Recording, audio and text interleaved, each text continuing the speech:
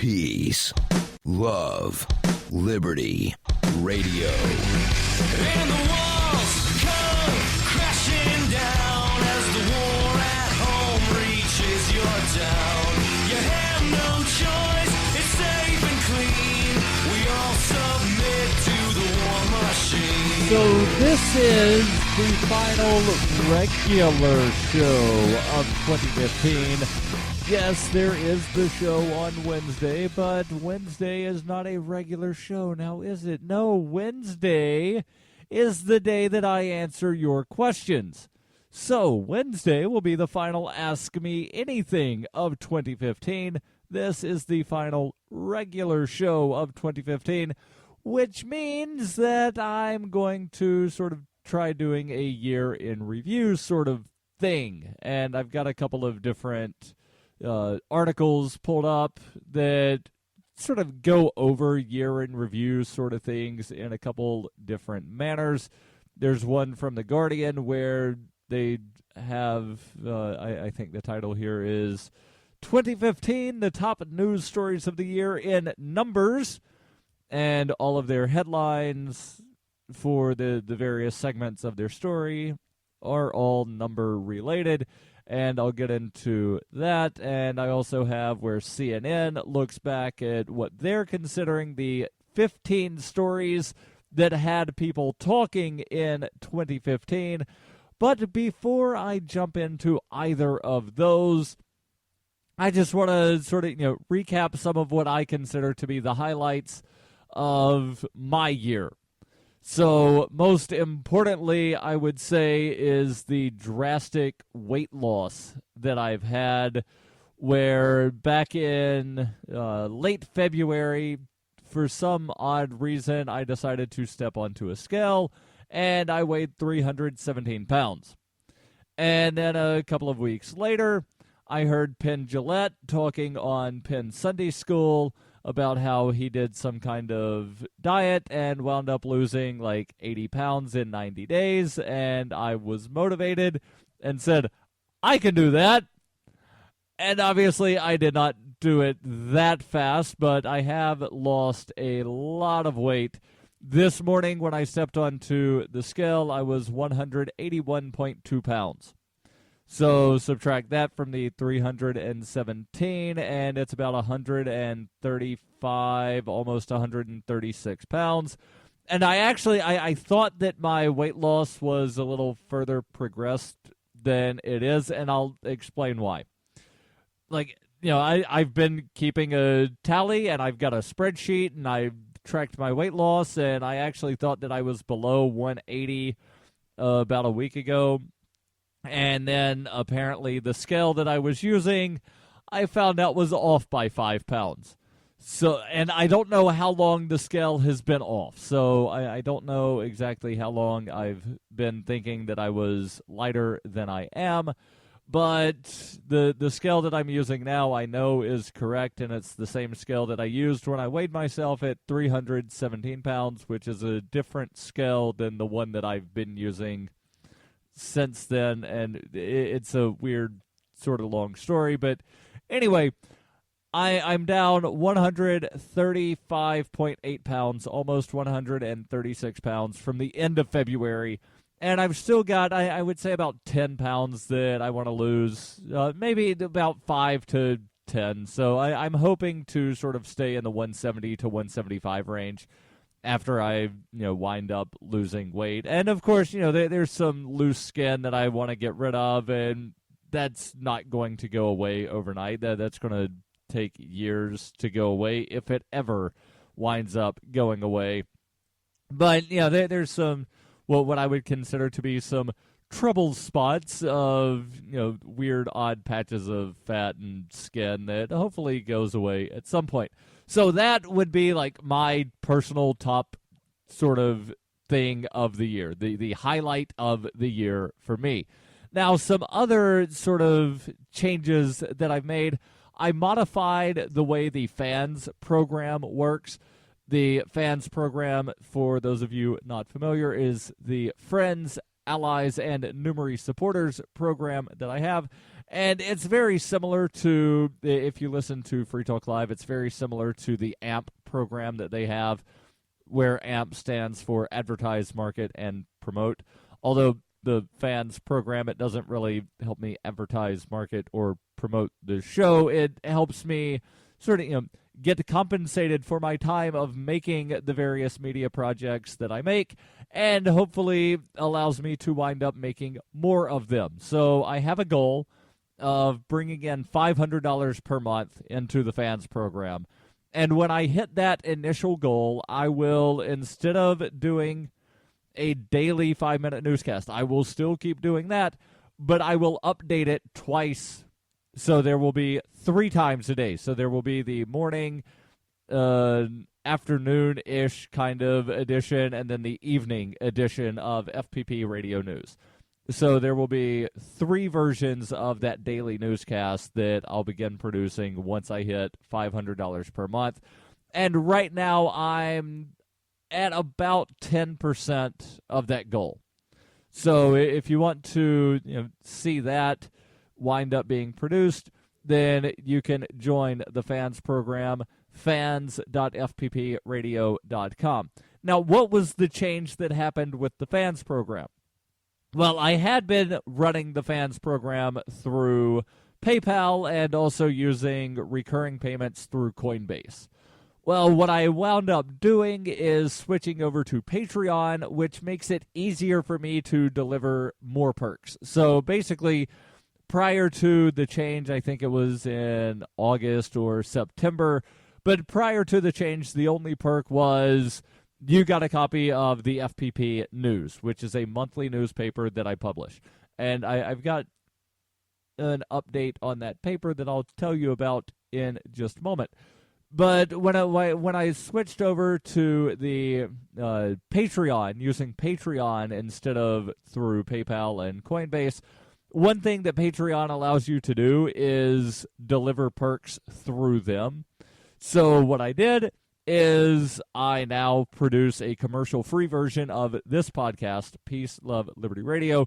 I also produce a commercial-free version of the daily 5-minute newscast. So if you join the fans program, you get those commercial-free podcasts, and that's something that you did not get earlier in the year. So again, fans.fppradio.com. Now, what's the change with the newspaper?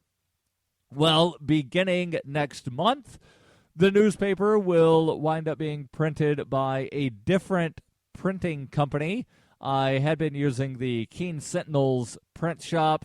I will now be using the print shop of the Concord Monitor, which is a much larger newspaper in the state. And they also have a higher quality ink, so it's a smudge-free ink. And right now, the ink that's on the paper, it's that regular print ink to where, you're holding the paper for a while and then you wind up, I've got black stuff on my hand. Well, apparently, the stuff that they use at the Concord Monitor, it's a smudge-free ink. It's like water-based instead of oil and something. And apparently, the paper itself is a better quality. And it's actually going to wind up saving me about $10 per month on the production cost of the paper. And if you want to get a copy of that, either join the fans program or you can just subscribe to the newspaper, news.fpp.cc. And stay tuned. I'll give you the top stories of 2015. During the 2013 Porcupine Freedom Festival, Davi Barker presented an idea for a renegade psychological experiment. Since then, he has refined his idea and put his plan and research into writing. He explains, "We aim to show the world beyond a shadow of a doubt that power corrupts absolutely and corrupt authority deserves no obedience." Authoritarian Sociopathy is available from Amazon.com, all major bookstores, and now available as an audiobook. It is the year 91,001 BCE. Witness humanity's origins in Hyperchronius, a classic role-playing game for Windows PCs with a story like no other game before. The liberty-oriented experience that is not to be missed. Go to ZOG.ninja to get your copy of Hypercronius today. Use the code FPP to get $1 off. Hypercronius. ZOG.ninja. Code FPP. You can support FPP Radio by shopping online. Whether you're looking for precious metals, bitcoins, or books, you'll find that and more at shop.fppradio.com. Every purchase you make from one of my affiliates, like Namecheap, Spendabit, and Amazon at shop.fppradio.com, helps fund FPP Radio. Or you can shop directly from FPP with Bitcoin in the Bitcoin store. That's shop.fppradio.com. You're listening to Peace, Love, Liberty Radio with Darryl W. Perry. Online at fppradio.com.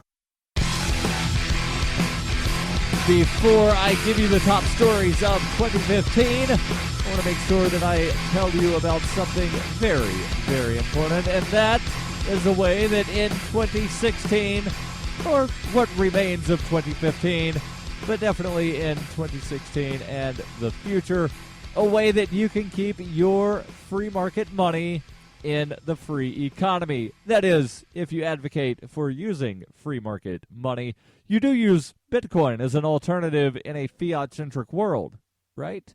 If so, then you need Spendabit in your arsenal. It's the search engine for things that you can buy, you guessed it, with Bitcoin. Spendabit aggregates millions of products from thousands of Bitcoin-enabled merchants, including Overstock.com and Free Press publications. So keep your money in the free economy. Spend a bit. Use my affiliate link, spendabit.fppradio.com. And if you're a Bitcoin-accepting merchant, ask about their merchant suite to reach even more customers. Spendabit.fppradio.com. That's spendabit.fppradio.com. So what were the stories that had people talking throughout the year? Well, unfortunately, the CNN article has frozen in my browser, so I'll give you the year in numbers according to the UK Guardian. And some of these I'll definitely spend a little bit more time talking about, and others I will gloss over. But at the very top of the list, 1,125 people. What happened to 1,125 people in the year 2015? That's the number of people in the U.S. that were killed by police. And, of course, this is possibly not a comprehensive list because the U.S. federal government and various agencies thereof do not keep a comprehensive record of how many people are killed by law enforcement. Neither the DOJ nor FBI, which tabulates all kinds of other sorts of numbers related to crime, they do not keep a list of how many people are killed by police. So there's an effort underway, spearheaded by the UK Guardian, that is trying to keep track of this number. The resulting database tells the story of those who were killed, their demographics, and how they died. The project was inspired in part by one of those individuals whose death became one of the biggest news stories of 2015. In April, 25-year-old Freddie Gray died from injuries he sustained while he was in police custody in Baltimore. He was in the back of a van. They gave him what is called a nickel ride. He wound up having a broken neck, broken spine, and wound up dying from those injuries. This is me recounting, not me reading from the article. 6 officers of the Baltimore Police Department have been charged with various offenses. The first officer, William Porter, had his trial. There was a hung jury. And now, because there was no conviction of Officer William Porter, the conviction, or lack thereof, of the other 5 police officers is now in jeopardy, because that means that Porter will not be a witness against them, because he would then have to testify against himself on things that he knew and things that happened. And, well, there's that Fifth Amendment that says that you are not required to testify against yourself. So that means that without the key witness against the other 5 police officers, none of them will likely wind up being convicted. So much for justice. The story here from The Guardian continues, however.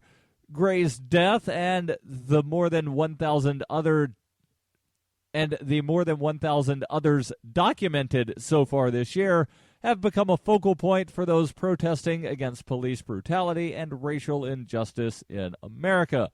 On a somewhat related note, the movie by Quentin Tarantino, The Hateful Eight, opened in limited release just a few days ago, opens to wide release on January 1st, I believe, and police across the country are calling for a boycott, but police accountability advocates are calling for a boycott, which means at some point in early 2016, I will do something that I rarely do. I will go to a movie theater, purchase a ticket, and I will sit down and watch the Quentin Tarantino movie as sort of an act of solidarity with those calling for police accountability. And apparently the police are just upset because they think that Quentin Tarantino is somehow having a war on police by having a movie about corrupt police and something. And he's actually saying, hey, when you guys do good, I'll say you're doing good. When you do bad, then I'll say you're doing bad. And when somebody murders somebody, I'm going to say that somebody committed murder. And the police are upset about that, saying that, you know, like they're construing that to be that Quentin Tarantino says that every police officer is a murderer. And that's not what he said. That's not what I'm saying. I'm saying that there are some police that have gotten away with murder. That is a factual statement. Absolutely 100% factual statement. There are also some police officers that have been, handed some form of justice or been punished for a crime that they've committed. There have been, and this is also a 100% factual statement, there have been police officers that have gotten away with rape.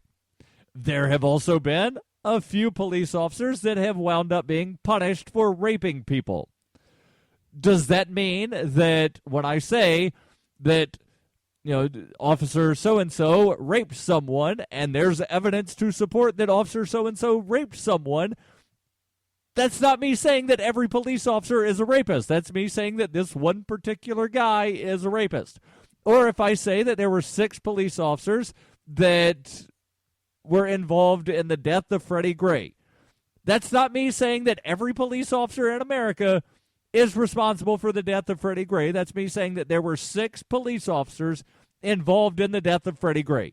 Those 6 people contributed in one way or another to killing Freddie Gray. And more than likely, all 6 of those people will wind up getting away with murder. Now, if that makes me somebody that, quote-unquote, hates the cops, then okay, but no, I don't hate the cops. I hate the ones, or I severely dislike the ones that wind up killing people, that wind up raping people, that wind up stealing things from people. The corruption is what I hate. The power that they claim over others is what I hate. I don't want any power over anyone, and I would never try to exert power over anyone, but you have people that take the job of police officers so that they can use power over others. Those are factual statements. And if that somehow makes me a horrible person, then I guess, in your opinion, I'm a horrible person. But I will continue with some of the top stories of the year through the numbers and what CNN says people are talking about. And I'll bring that to you in just a moment here on Peace, Love, Liberty Radio. You can support FPP Radio by joining the Fans program. Fans are friends, allies, and numerary supporters. Fans help FPP afford to produce more original content. You can join the Fans program for as little as $3 per month through Patreon and get perks like ad-free versions of FPP Radio News and Peace, Love, Liberty Radio. To learn more or to join the Fans program, visit fans.fppradio.com. That's FANS.fppradio.com. Hey, this is Michael Dean from the Freedom Fiends radio show. I've been working with computer programmer Derek Slopey to create Fiend Phone. I'm using Fiend Phone right now to talk with and record one of my co-hosts in real time. Take it, Davi. Hey, this is Davi Barker, and I'm 1,000 miles away from Michael, but we sound like we're in the same room. We sure do, Davi. So, Davi, please tell the nice people more about Fiend Phone. Fiend Phone is free, open-source software that opens up a global world of possibilities for collaborative, high-quality remote voice media production, and I'm digging it. People can try the Windows beta version of Fiend Phone right now at fiendphone.com. But we're also raising money to vastly improve Fiend Phone and vastly improve independent talk media worldwide. So go to fiendphone.com to help out. Who will build the audio roads? We will, with your help. That's fiendphone.com. FEENPHONE.com. Foxtrot, Echo, Echo, November, phone.com. Fiend Phone. I never knew remote audio could be this good. You're listening to Peace, Love, Liberty Radio with Darryl W. Perry. So I'm skipping some of the headlines and some of the blurbs that they have here in The Guardian, but I will post the link in the show notes. You can read all about it. I also have a story over at FPP, that's Free Press Publications, where I go through what I consider to be the top 5 stories of the year. I'll post that link in the show notes as well, even though I'm not going to read that article on the air. But it's something that, you know, I think it's interesting, some of the overlap of what I believed the top 5 stories were based on, and compare that to what CNN says the top 15, and The Guardian's just year-end numbers. And one of the ones that I definitely want to talk about is The Guardian. I feel that they are inadvertently misrepresenting something with one of these. They put 100% of Americans. 100% of Americans, they say, won the right to marry their partners after the U.S. Supreme Court ruled that same-sex marriage was legal across the country. Before the ruling, gay marriage was only legal in 37%, or rather in 37 of 50 U.S. states. That would actually be 74% of the states. But no, 100% of Americans did not, in fact, win the right to marry their partner. What exactly do I mean? Who could be left out? There's opposite-sex couples and there's same-sex couples. Who could be left out? I will tell you who is left out. People that wish to be in multi-amorous relationships. People that want to have more than one partner in a marriage. And let me preface that by saying people that want to have more than one consensual partner in a marriage. And I feel that that's necessary to clarify, because you could have some guy that winds up, you know, wanting to have these sort of dual lives, and he's got one wife over in Philly and another wife in Pittsburgh, and they don't know about each other. But when I talk about multiple marriages, I'm talking about somebody that their wife or their husband knows about the other partner. So it's a consensual multi-amorous relationship. And yes, I'm saying multi-amorous and not polyamorous, because polyamory is wrong. You don't mix Greek and Latin roots. It's either multi-amory or polyphilia. And I think that multi-amory sounds better, just because so many people wind up using the filio in ways that it should not be used. And you know what? I'm just going to rant here for a second, because a bibliophile is someone that gets great pleasure from books. They don't have sex with the books, but they greatly enjoy books. But the term pedophile Yes, it would be pronounced pedo, not pedo, because pedophile would be somebody that really likes feet, or actually, philo would be love, so somebody that loves feet. A pedophile is someone that loves children. If used in the same context as bibliophile, someone that gets great pleasure from books, a pedophile should properly be someone that just really likes children.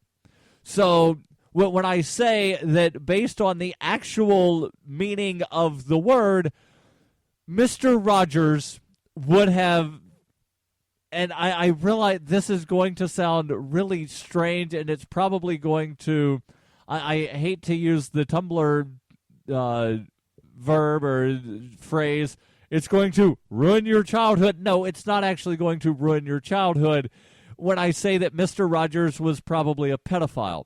I'm not saying that Mr. Rogers had sex with children. I am not alleging that at all, but Mr. Rogers absolutely loved children.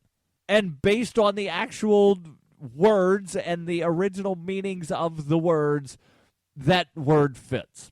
Anyway, that's basically me ranting and explaining why I say multi-amory instead of polyamory, but I digress. So, no, Guardian, 100% of Americans did not win the right to marry their partners. I would say it's probably 99% of Americans won the right to marry their partners, but there are still people that are in consensual multi-amorous relationships that they want to wind up being able to marry all of their spouses or all of their partners, all of their significant others, but they are not allowed to do that currently. Hopefully, at some point in the future, governments at all levels will just get out of the way, and if 1, 2, 3, 5, 7, whatever, any other number of people want to consensually get together in a marriage, they should be allowed to do so. Now, let me continue with some of the other numbers. 3.3 million Instagram likes on something from Kendall Jenner that somehow all I know is she's connected with the Kardashians in some kind of way. I don't really care. $29 worth of food. And this is something that I had actually talked about on a previous episode of Peace, Love, Liberty Radio, where Gwyneth Paltrow decided that she wanted to wind up trying to live on the amount of money that someone gets on food stamps, and she calculated that would be $29. And she took a picture of the food. It looks like she has a dozen eggs, some sort of green leafy thing that I'm not sure what it is. It's definitely not cabbage, and it's not it might be some kind of form of lettuce. I'm not really sure. Looks like an onion, possibly an avocado, maybe some parsley, an ear of corn, one single ear of corn, some other weird green leafy thing that it's whatever they garnish the plates with at the fancy restaurants, a single tomato, some garlic, looks like she has some limes, possibly either some parsley or cilantro, some tortillas, some brown rice, some black beans, and it looks like some English peas, a jalapeno pepper, and a sweet potato. And she posted, "This is what $29 gets you at the grocery store, what families on SNAP, i.e. food stamps, have to live on for a week." And then apparently, it wound up getting a lot of stuff on, like hate mail sort of thing, and it blew up into like a big, huge news story. Let me jump down. 11 million cars. That's how many vehicles were recalled by Volkswagen in September after the car manufacturer was embroiled in an emissions scandal. And that's actually a very interesting story if you dig into it, to where they were basically bypassing some kind of something to meet emission standards because, there's all these government regulations of you have to meet emission standards and you have to meet fuel standards and you have to meet this and that and the other thing, but you can't cheat. Well, it's very difficult to wind up meeting all of those things without being able to, i.e. cheat, bypass something with mufflered system sort of thing. I forget all the details, but it's a very interesting story if you dig into it. This story, as well as CNN's Top 15 and FPP's Top 5, will be in the show notes. And don't forget, every Wednesday I answer your questions. Send those over AMA at FPPradio.com.